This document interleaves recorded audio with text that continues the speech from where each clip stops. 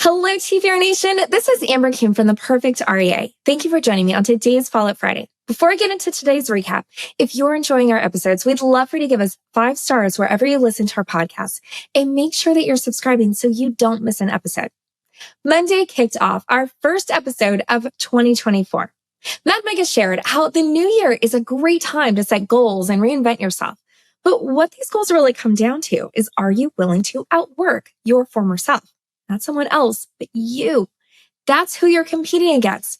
If you're doing the same level of work that you were doing last year, you're going to get the same results. So figure out what you're willing to outwork. And you have to do something different in order to get different results.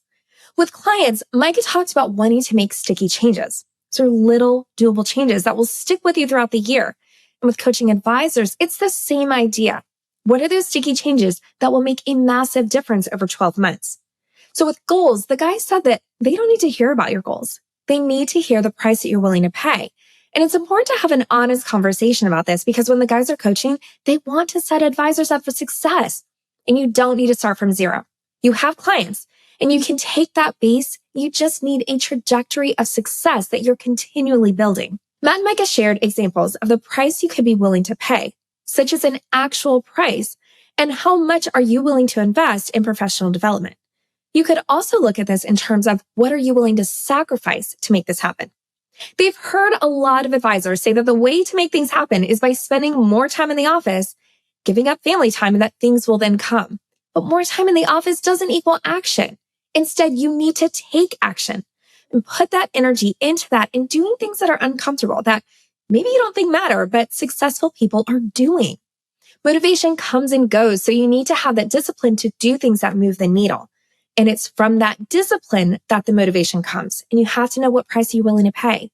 So as you start looking at those sticky changes, as you hear good ideas, you need to add them to an idea board. But you also need to be disciplined about cutting things and learning to say no.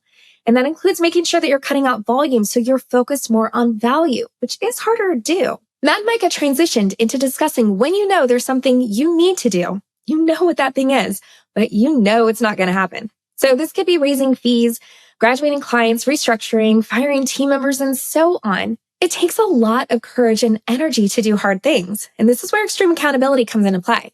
This is something that is 100% in your control. And left to yourself to be held accountable, you won't do it. So it needs to be something that's uncomfortable and you're not willing to do unless someone is watching you. And then it needs to have an extreme price that will cost you if you choose not to do it. So that goes back to the idea that if you want a certain level of success, there's a price you have to be willing to pay. And with extreme accountability, you've created such a big incentive that by choosing to follow through with what you said you'll do, it's less painful than not doing it. Another component of extreme accountability is that you have to have an accountability partner. Because if you were able to hold yourself accountable, it would have already worked. The guys wrap by saying that you're either choosing to grow and do uncomfortable things, or you're choosing to stay the same. Let's get into action items. Consider what price you're willing to pay this year to make success a reality. And if that price doesn't hurt or make you cringe, then it probably isn't the right price. Figure out who's going to guide you or keep you accountable. And then figure out what you're willing to do each day to make things happen. Now, before we continue, if you're looking for more resources or to learn more about the topics that Matt and Micah talk about in their episodes, reach out to our team at lifestyle@perfectria.com for more information. On Wednesday, Matt was joined by Coach Rhonda Farr to share how people who are successful in some ways can also struggle in other ways. Rhonda works with a lot of entrepreneurs, and she said she doesn't need to know their business, but by asking them questions, it provides them more clarity. Rhonda added that often highly successful people utilize a skill set in the business world, but that same skill set doesn't work well in their personal relationships. So people come to her to help see their blind spots. Rhonda recommends looking and thinking about the things that you do all day in your job, where you have a good eye for spotting problems and pointing out where things could be done more efficiently, and then see how that translates with your family. Spoiler alert, it's not going to translate well. But she believes that highly successful people are so good at what they do that they're unconsciously competent in that area of their lives, and they blindly apply it across the board to their family. So they also typically act a certain way when there's something that comes in return, such as money or business or networking. And that doesn't necessarily happen when it comes to family. So how does someone like this switch things for their personal life? Rhonda said that you have to create an awareness of what you're doing, and you can start by asking your family, what is it that I do that you sometimes feel unseen? Or what is it like to be married to me? Or what's it like to have me as your parent? The second part of this is just being curious. So when someone gives you those answers, don't try to solve, just be curious. Rhonda said when you first start to do this, you have to notice how your body's feeling and not let it run the show. And you have to be willing to hear what someone else says and let them be no. She said to think about something that you're frustrated about with your spouse, your kids, your business, or anything, and then just empty it out by putting pen to paper and make it unfiltered. Then look at it and how it feels in your body and name that feeling with an emotional name, whether that's anger or out of control. She said, then take a deep breath, relax your body, and describe what you feel. By doing this, you're teaching yourself that you can sit with uncomfortable decisions without letting them run the show. And you're getting to know deeper parts of yourself and learning that you can have a different way of behaving by interrupting old patterns. As far as how to evaluate a coach or decide if you should work with someone, Rhonda said you want to shop around, that you don't want someone to hear your story and believe you, that you want someone to call you out and you want them to know who you are. Let's get into action items. Write down the pain points in your parenting, your marriage, or some other relationship, and then ask yourself, what are a couple of things that you're willing to dive further into? From there, go into those pain points and get curious. And recognize your nervous system response from this and don't let it run the show. On Thursday, Jamie was ready to talk about team appreciation languages. And why is this important? She said because as a leader in different organizations, her role is about compromising, negotiating, and empowering individuals. And in order to do that, teams need to go through an understanding of emotional intelligence. Jamie shared how before a recent team retreat, everyone took a quiz based on team appreciation languages. It's a series of questions that map out how you hear when people are grateful and what you like to experience to know that you did a good job. The 4 languages in a work environment are words of affirmation, quality time, gifts, and acts of service.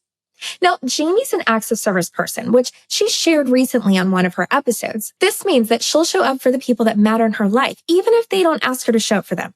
Now, she initially took this as meaning that she gives acts of service, but she doesn't expect it back. However, based on that assessment, it was clear that it is her primary value because she appreciates when other people offer to help or take things that she doesn't enjoy or free up her time so that she can focus.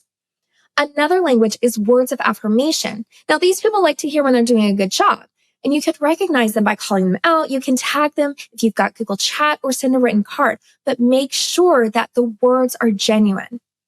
One of the languages that stood out among the team members was the number who like quality time. And this was surprising for Jamie, especially for those who are in operations role, because she said those people don't necessarily like a ton of energy in a room. They like their quiet space to work. But that quality time means that you're showing up and supporting them and spending time with them in the right type of time. She said also these people tend to like talking and brainstorming. So for Jamie, she knows that she needs to give quality time before giving the team expectations. And the last language was gifts. And this person enjoys receiving gifts, but it doesn't have to be something big. Jamie said doing this type of assessment is low IQ. It doesn't require much, but it's important for your team and it really gets them engaged. And you need to show your team that you're committed to them, regardless of what size organization you have. And this also allows your team to understand you as a leader and an owner better. Let's get into action items. Look at when you're getting together with your team. Now, if you don't have this planned out yet, go and put this on the calendar.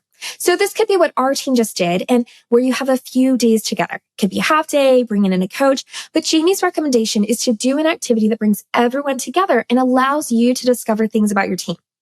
And plan your days strategically. Start with the EQ and then move into the technical side of things.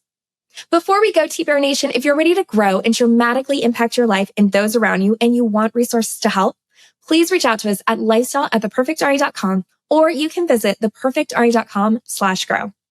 That wraps up this week's recap. Thank you for joining me and please share this or any of our episodes with another advisor or team member who you think might benefit from listening. And until next time, happy planning.